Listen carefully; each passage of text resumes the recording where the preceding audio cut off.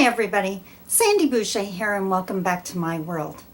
Today I wanted to talk to you about a topic that, it's my personal opinion, is affecting way too many people to an epidemic proportion. Today I wanted to talk to you about exhaustion and mental health. I don't know if any of you noticed in the last video, and I invite you to go back and check it out. If you watch that video, for the really observant amongst you, you would notice it definitely was not with my usual level of energy and passion and intensity. And that's simply because I was exhausted. Now, that's a state that I guard against, and in most cases I can succeed. I religiously get my 7 hours sleep every night because I know if I don't, I honestly feel like I'm living my life half alive. Anyone who follows me on Facebook, you know that my first status update in the morning always says I'm awake, I'm alive, and I'm doing whatever.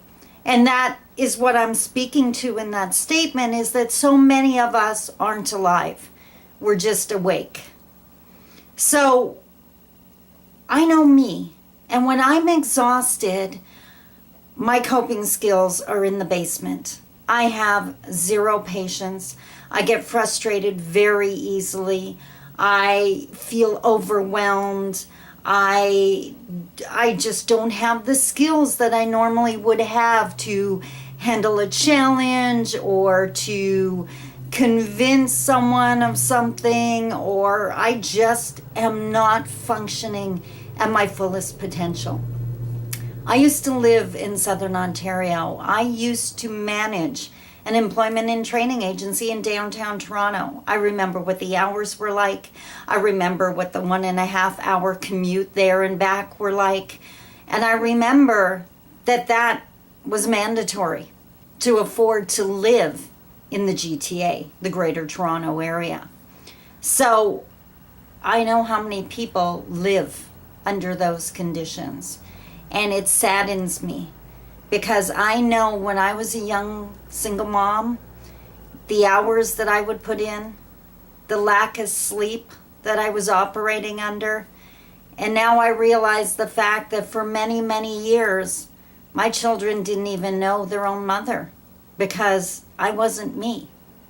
I was me on autopilot. I was me frustrated and exhausted. And I robbed my children of that time with me by thinking I had to do all the laundry tonight, or this house had to be immaculate, even though we never had company and my kids didn't care. So today I invite you to think about your life. So many people nowadays are medicated for depression and anxiety, and I wonder how much exhaustion is playing into that. Do you live in an environment where you have to work 2 and 3 jobs or ridiculous hours just to be able to afford to live there? And is that really the life you want? Do you want your children to be able to know you, or just the exhausted you?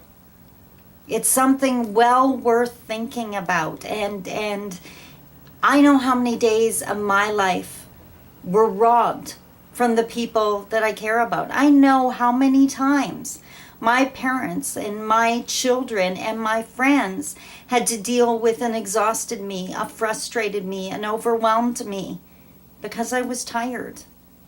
I know I'm not the only one that is affected that way by exhaustion. I see it in my daughter. I see it in many of my friends.